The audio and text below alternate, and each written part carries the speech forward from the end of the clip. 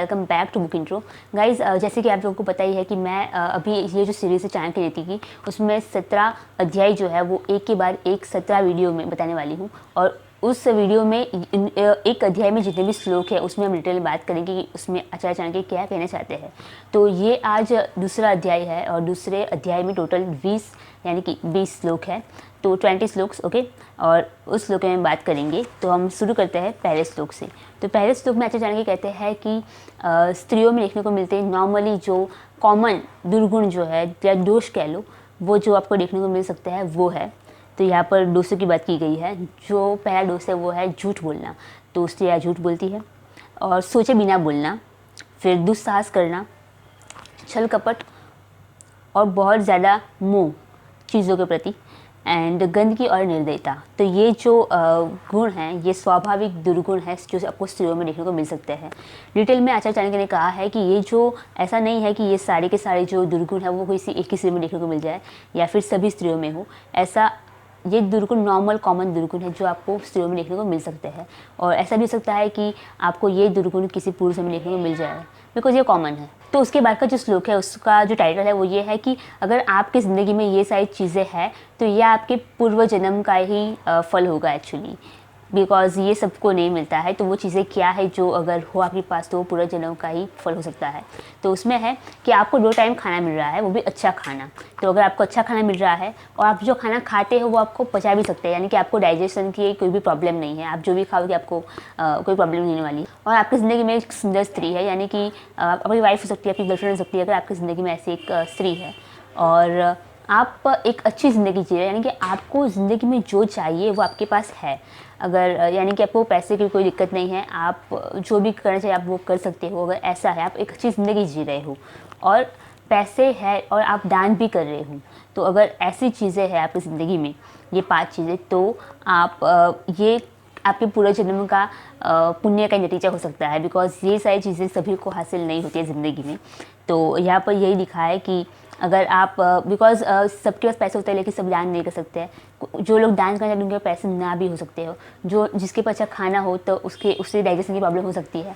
तो ऐसी चीज़ें हो सकती है, लेकिन अगर ये सारी चीज़ें आपकी ज़िंदगी में है तो आप सबसे बेस्ट लाइफ जी रहे हो, आपकी ज़िंदगी सफल है एक्चुअली, ओके। तो उसके बाद का तीसरा जो श्लोक है वो है, ऐसे इंसान को तो ये ज़िंदगी ही स्वर्ग जैसी है, यानी कि पृथ्वी ही स्वर्गलोक के समान है। तो कैसे इंसानों को, ओके। तो यह बात करते हैं कि जिसमें कह रहे हैं कि आपका एक बेटा हो तो और वो बेटा आपकी बातें मान रहा हो, यानी कि आज्ञाकारी पुत्र हो, और आपकी जो पत्नी है वो धार्मिक एंड पवित्र हो, और आपके पास जितने पैसे हैं उससे आप संतुष्ट हो, आपको ज़्यादा पैसे की लालच भी नहीं है, ना ही आपके पास कम पैसे हैं, तो आपके पास जितने पैसे हो आप उससे संतुष्ट हो। ये 3 चीज़ें आपकी ज़िंदगी में हो, यानी कि बेटा जो है वो आज्ञाकारी हो, अच्छी वाइफ हो जो पवित्र एंड धार्मिक हो, और आपके पास जो पैसा है आप उसको लेकर संतुष्ट हो। अगर ये 3 चीज़ें आपकी ज़िंदगी में है तो आपके लिए तो पृथ्वी ही स्वर्ग समान है।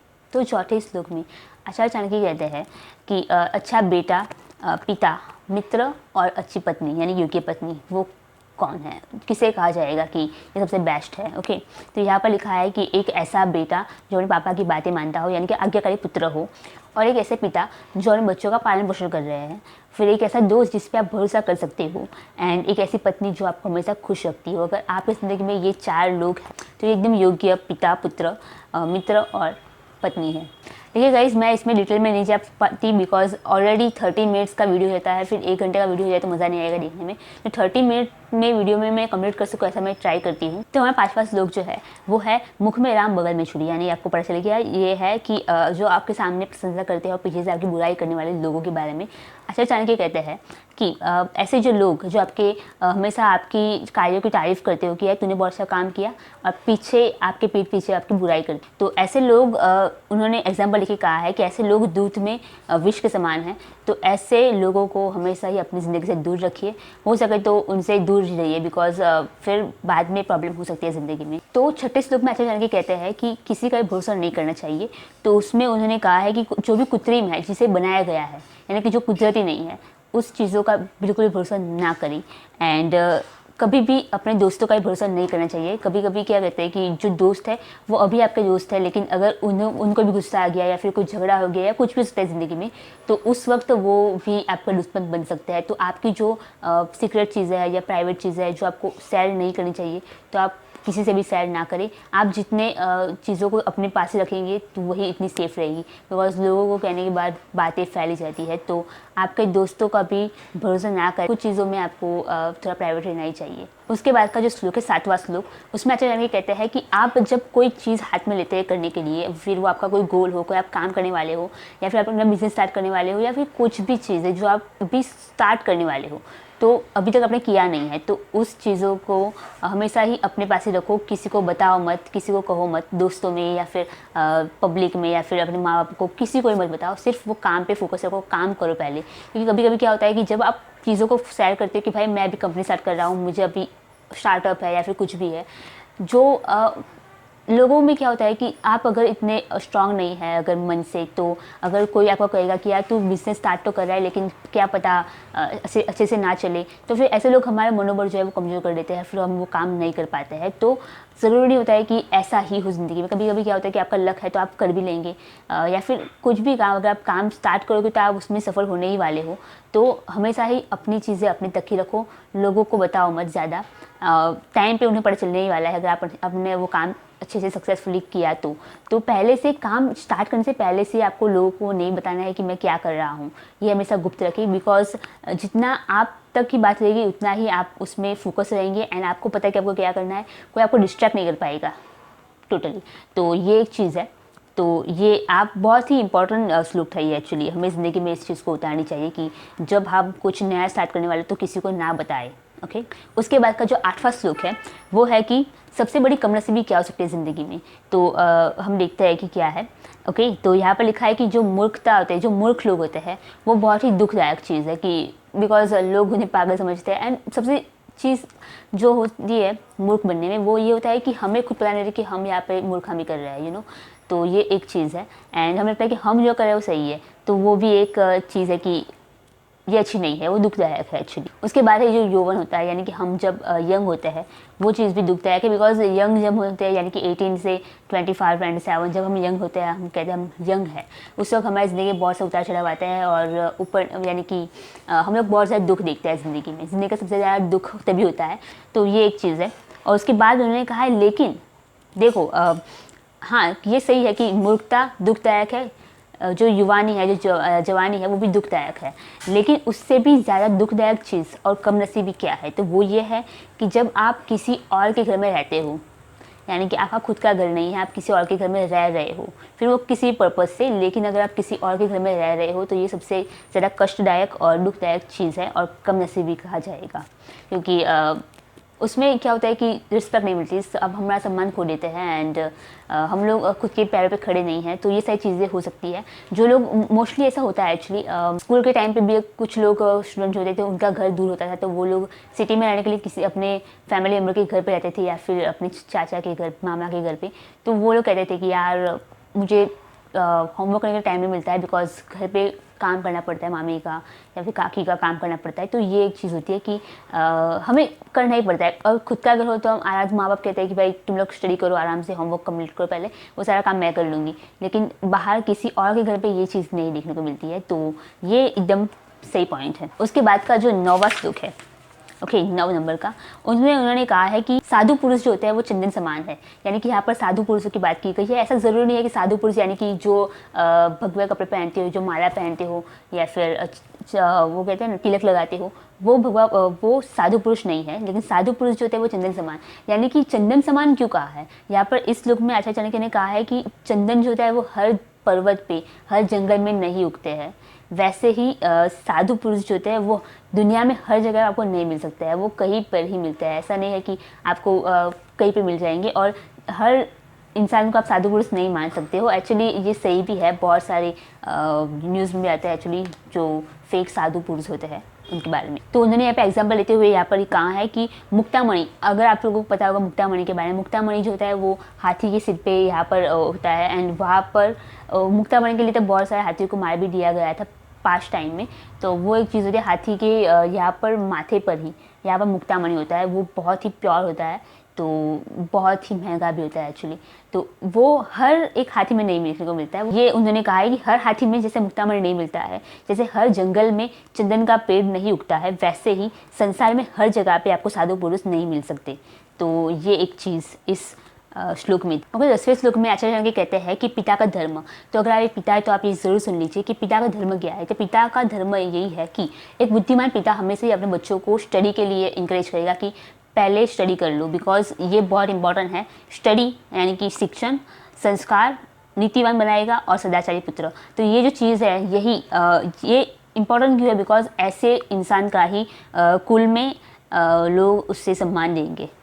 तो उन्होंने यहाँ पे कहा है कि शिक्षण बहुत ज़्यादा इंपॉर्टेंट है, लेकिन उसके अलावा भी संस्कार, सदाचारी एंड नीतिवान ये होना बहुत ज़रूरी है। तो अगर आपका बेटा ऐसा है तो उसे संसार में सभी लोग सम्मान देने वाले हैं। तो ये भविष्य के लिए बहुत इंपॉर्टेंट है। तो आप अगर एक पिता है तो इस बात का ध्यान ज़रूर रखिए। ओके, उसके बाद है 11वां श्लोक, जिसमें आचार्य चाणक्य कहते हैं कि सच्चे माँ बाप वही होते हैं जो अपने बच्चों को शिक्षण देते हैं।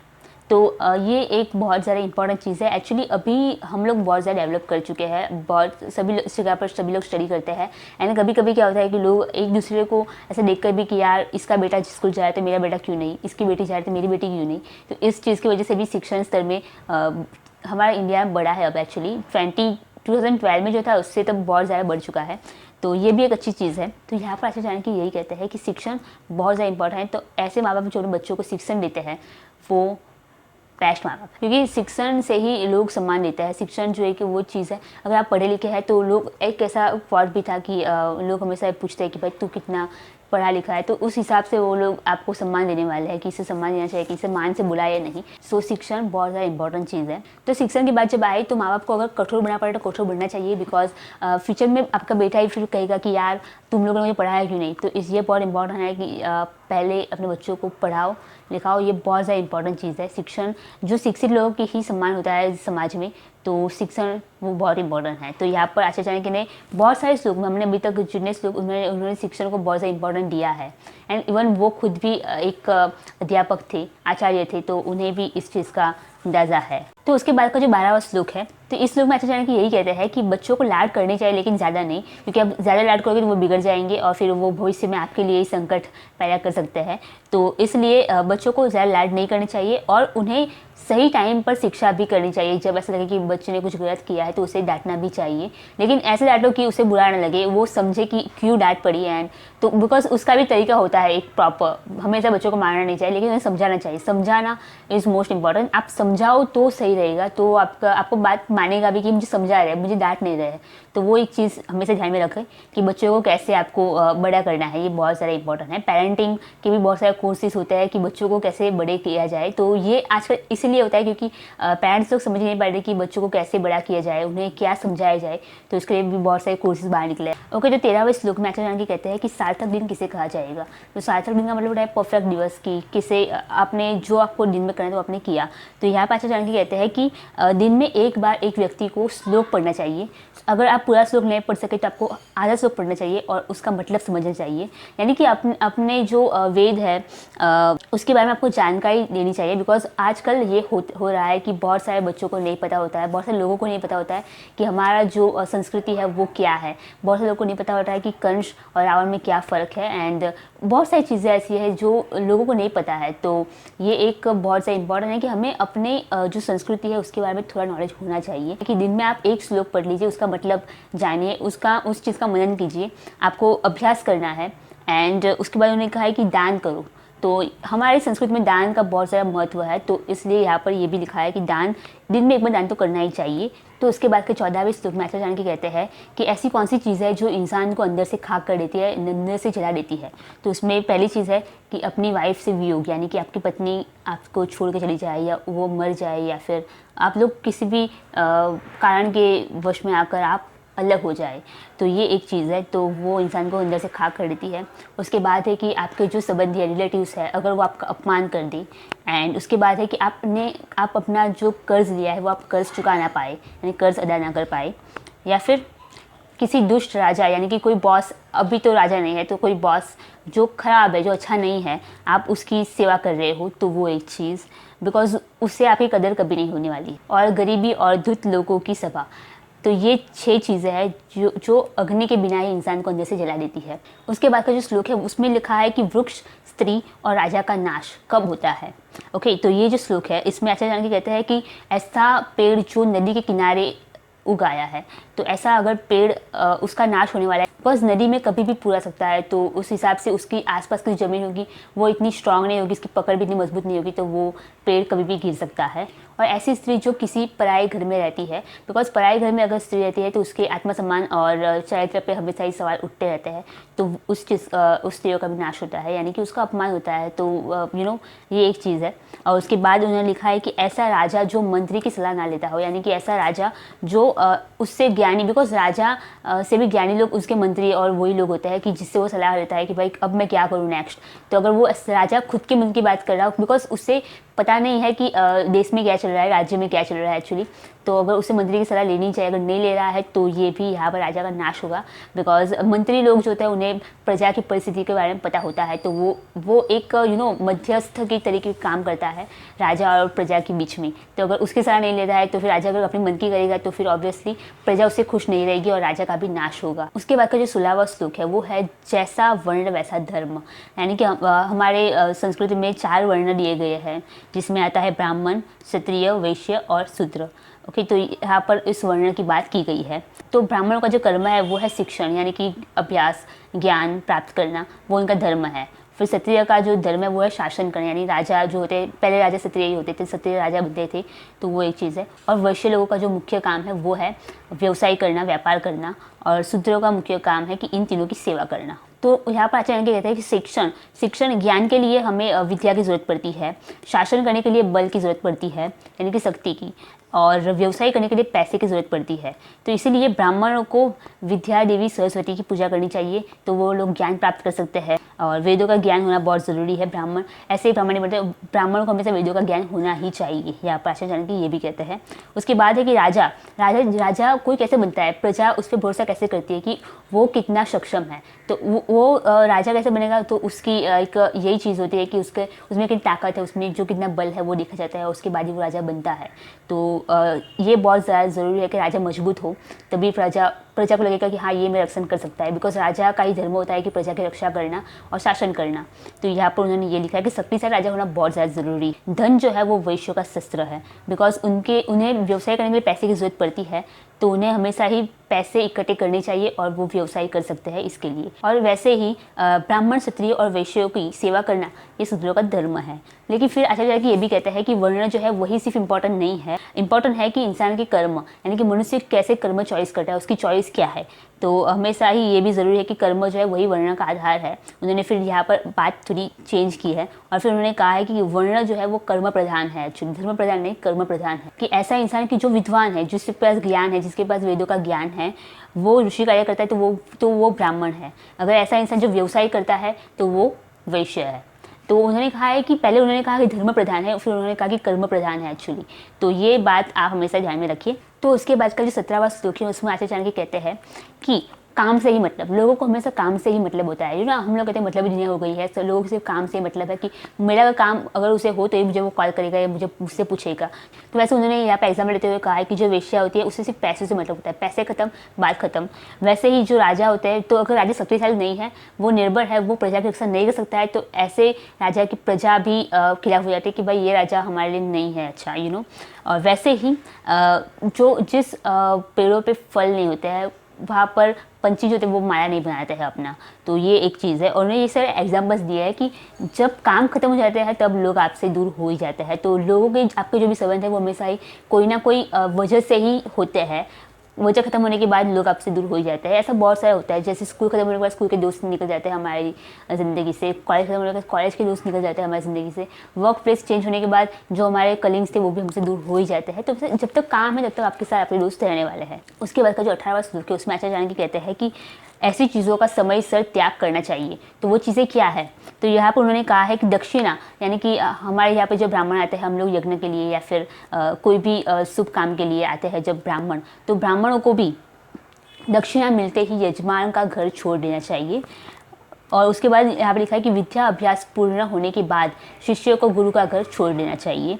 और वैसे ही जब जंगल में आग लगे तब पक्षियों प्राणियों को भी जंगल छोड़ ही देना चाहिए।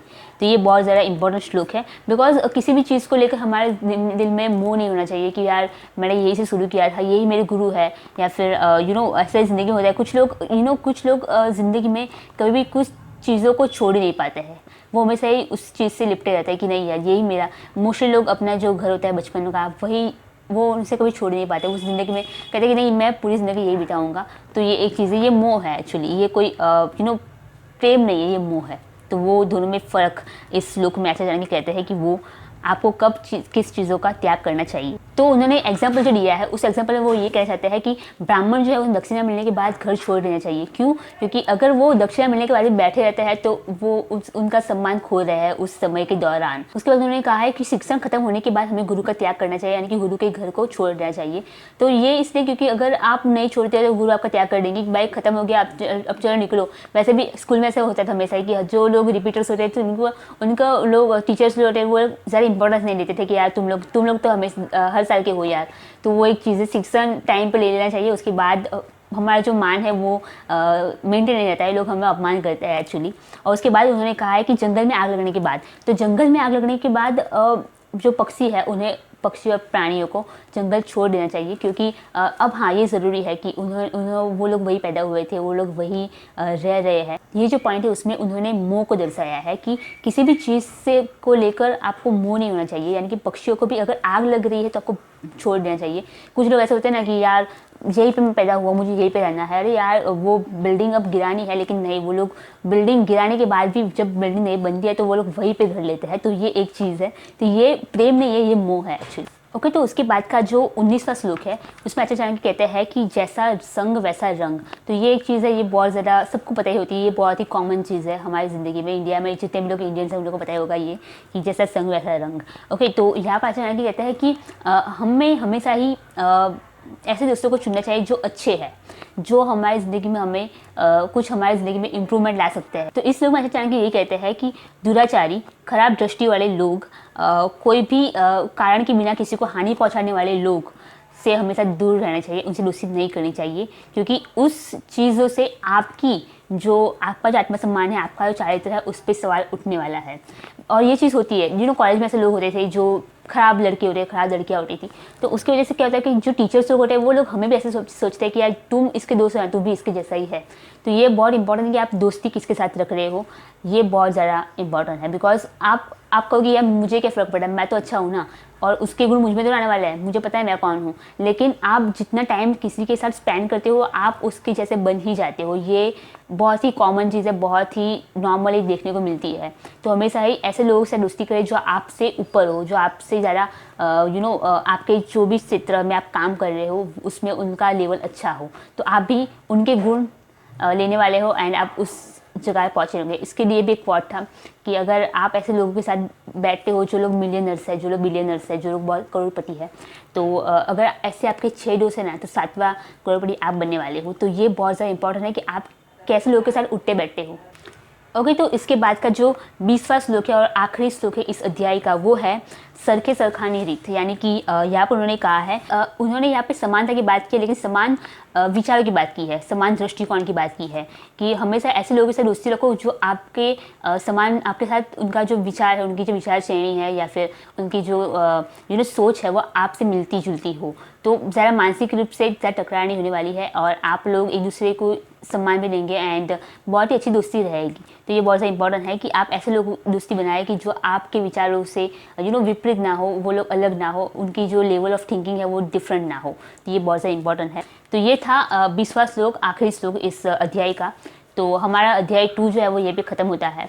सो गाइस, मुझे बहुत से लोगों ने कहा है कि मैं कौन सी बुक पढूं, तो मैं जो बुक मेरे पास जो है वो बुक यही है, चाणक्य नीति।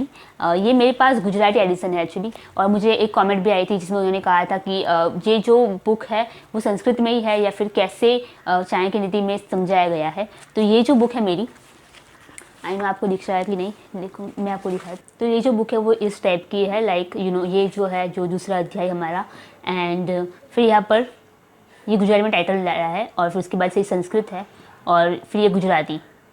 तो अगर हिंदी बुक लेते हो तो ये आपको हिंदी में मिलेगा पूरा, ओके। और ये जो है ये संस्कृत में ही रहेगा, ये पूरा श्लोक है और श्लोक का जो डिस्क्रिप्शन में डिटेल्स में है वो यहाँ पर लिखा गया है। ओके, तो ये बुक इस टाइप की है। ओके गाइस, तो आपने जो देखा वो था बुक का फॉर्मेट। तो अगर आपको यही बुक पढ़नी है तो आपको ये बुक मैंने डिस्क्रिप्शन डाल दिया है इसके लिंक, तो आप वहाँ से डायरेक्टली खरीद सकते हो। तो ये जो बुक है ये गुजरात एडिशन है, लेकिन आपको इसकी हिंदी एडिशन मिल जाएगी। लेकिन इसके अलावा आपको इस भी सेम बुक की दूसरी एडिशन नहीं मिलेगी, दूसरी लैंग्वेज में नहीं मिलने वाला है। लेकिन इंग्लिश की बुक मैंने एक देखी है, तो आपको वो भी लिंक में मिल जाएगा डिस्क्रिप्शन में। लेकिन मैं आपको कहूँगी कि अगर आप हिंदी रीडर हो, आपको हिंदी आती है, तो प्लीज़ हिंदी में पढ़ो, बिकॉज हिंदी में बहुत बेस्ट है और आपको समझने की ज़रूरत नहीं पड़ेगी। और वो बहुत ही परफेक्टली लिखा गया है, गुजराती में बहुत अच्छा लिखा गया है। तो हमारी जो भारत की लैंग्वेज है उसमें चाणक्य नीति पढ़ने का मज़ा ही कुछ और है एक्चुअली। तो आप अपनी लैंग्वेज में पढ़ो, is the best thing actually. तो अगर आप रीडर नहीं भी है तो भी मैं आपको रेकमेंड करना चाहूँगी कि आप ये बुक ज़रूर पढ़ो ज़िंदगी में। एक ही बुक पढ़ लो यार ज़िंदगी में, लेकिन ये चाणक्य नीति की बुक बहुत ज़्यादा इंपॉर्टेंट है, आपकी ज़िंदगी बदल जाएगी यार, बहुत ही ग्रेट। और अगर आपको बुक पढ़ने का यानी शौक नहीं है तो आप ये वीडियो भी देख सकते हैं। वीडियो में मैं सभी श्लोक के बारे में बताने वाली हूँ।